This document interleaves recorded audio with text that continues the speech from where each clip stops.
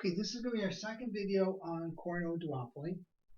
And we did in the last video, I said if firm B was to produce 6 units of the good, then given that these two firms are engaging in quantity competition, we said that firm A would want to produce 12 units. And remember, we got that because we took 30 from our demand curve here, with 30 minus the 6 that firm B was going to produce, and divide by 2, and that gave us the 12. Okay, now we could do that for each possible quantity that firm B could produce, or we could do a formula.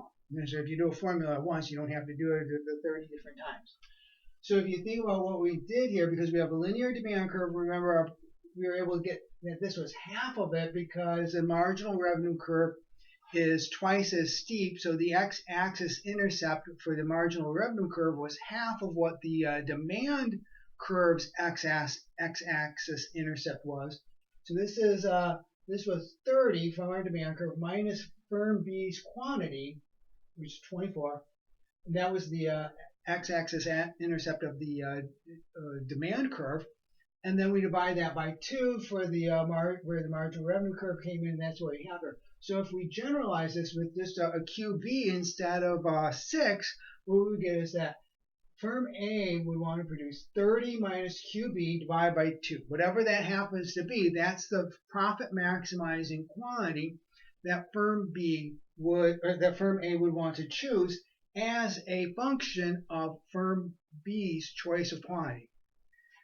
In chapter 5, when we talk about game theory, this is what we refer to as a best response function. Okay? So if you want to see an example of this, we go back in chapter 5 and you look up where they have a continuous strategy games. We didn't actually go through that part of the chapter when we were covering chapter 5, in part because we were going to get to it here, so we didn't cover that.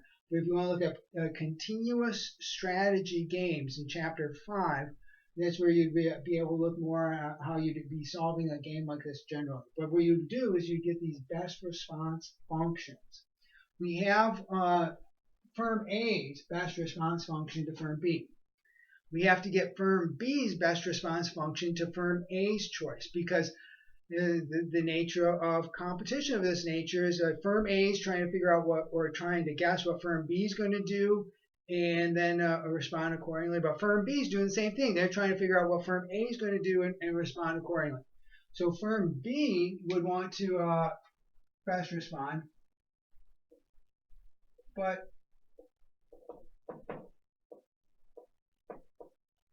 given the symmetry of what we have here, because these two firms are identical, they have the same marginal cost, they face the same demand curve, their products are perfect substitutes, it's going to turn out that firm B's best response ends up being the same function as what we have for the same basic functional form. The quantity that's going to maximize firm B's profits, given firm A's choice of a Q, will be 30 minus Q, because you know that would be the x-axis intercept of the demand curve after you shift it in for what firm A has produced. Divide by 2, because then this is linear demand, so you obtain the marginal revenue curve. That'll intersect at half that. So that's what we have here. So we have now a best response equation or function for firm A and a best response equation or function for firm B. And now we're going to graph these. And so let me make sure we've got this. We're going to come in here and put some numbers in here. And what we have to do is go from 0 to 30.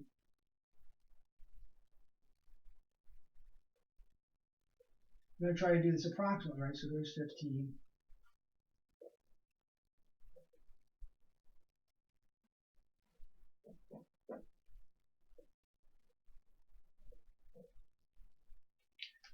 And let's see, when we come in and we want to graph firm A's best response function, that's given by this equation right here. Again, these are the same ones that we have in my notes. So if you look at that, it's the exact same numbers there. We need to graph this so we can see that when QB is 0, then QA is going to be 15. So when QB is 0, firm A is going to choose to produce 15 units. that should sound familiar, because remember, that was if firm A was a monopolist, we said they'd produce 15 units of the good. So if firm B produced nothing, in other words, if they weren't there and firm A was a monopolist, they'd be producing QB equals 0 for sure, then firm A would want to produce 15 units of the good. And then if we think of it up here, and QB is 30, you have 30 minus 30, QA is going to be 0. So that's here. QA 0, QB 30. And if you look at this here, you should be hopefully familiar enough looking at this. This is a line.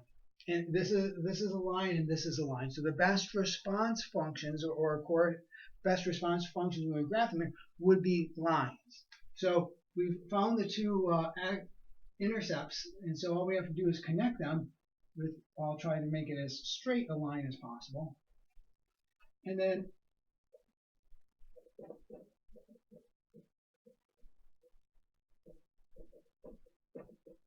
this curve here gives us the best response for firm A. For any quantity between 0 and 30 that firm B might produce, that tells us exactly the quantity that firm A would want to produce to maximize their profit given what firm B did. Okay, we've got an equation here for firm B's best response, and it's the same, but just with the QA and QB reversed. So what we can see here is that if QA was 0, then QB is going to want, firm B is going to want to produce 15, which again it should make sense. If firm A didn't exist and firm B was a monopolist and they faced this market demand curve, they want to produce 15 units. So the profit maximizing quantity for firm B would be 15 if firm A is producing nothing. That would be their monopoly outcome.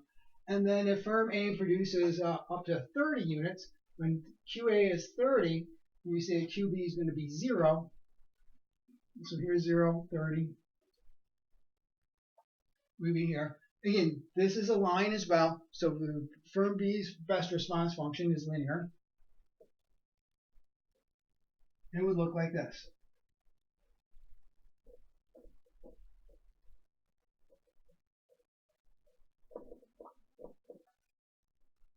And so that's here in purple. A Nash equilibrium, if you remember from chapter 5, a Nash equilibrium is a pair of strategies that will be mutual best responses. A Nash equilibrium is to say, if firm B knows what firm A is going to do, they will want to actually carry that out. And then if firm A knows what firm B is going to do, they'll want to carry this out. So Nash equilibrium would be a mutual best response.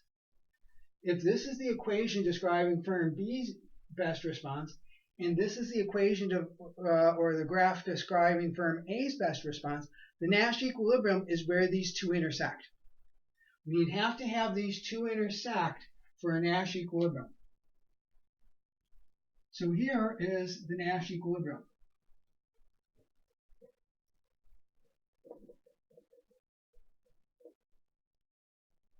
Where these intersect. And if you look in chapter 5, they'll go over this, just talking in general when you have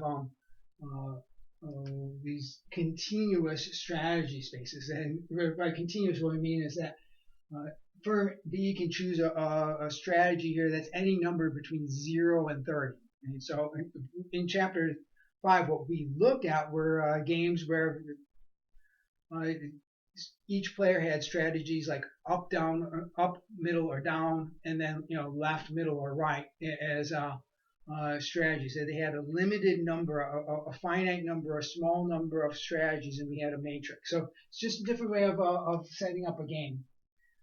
So this would be the Nash equilibrium. Now, if we graph this carefully, we'd be able to tell. And if not, you could take these equations and because this is two lines, and so this would be algebra to find where they actually intersect. But we sort of guess, if we graph this carefully, we would see that it would be 10 and 10. Now again, let's make sure we understand why that's a Nash equilibrium. If firm B is going to produce 10 units, we know that by plugging 10 in here, we get that firm A wants to produce 10 units. So we have 30 minus 10, that's 20, divided by 2, that's 10. we know that firm A would want to produce 10 if firm B was going to produce 10. And if firm B knew that firm A was going to produce 10, we have 30 minus 20, or 30 minus 10, that's 20 divided by 2. Firm B would want to produce 20. So they're mutually best responding, and this gives us the Nash equilibrium. There's one thing that's kind of interesting about this here, a curiosity. If you summed this up, each firm would be producing 10 units of the good. And so QA plus QB is 20 in this case. Remember we said the monopoly quantity would be 15, and then the perfectly competitive quantity, well, I have this in the notes, it'd be 30. And so what we can see is that the Cournot duopoly strategy sort of falls in between here. And that is a bit of a curiosity, but it's also sort of expected, because you say, if you start adding firms to an industry, you start with only one, and then you add more and more, and then you think of like perfect competition as being many firms, or like an infinite number of firms, then it's probably not surprising that we go from 15, a quantity of 15 if you have monopoly, we go to 20 if we have a duopoly, and as we add more and more firms in there, it would go out to 30. And so in that sense, as a market becomes more competitive with more firms, it would move sort of nicely from monopoly to the competitive outcome in the Cournot model. So this is our second video on Cournot duopoly, and there's the exact same numbers I have in my notes, so you can take a look at there. Okay.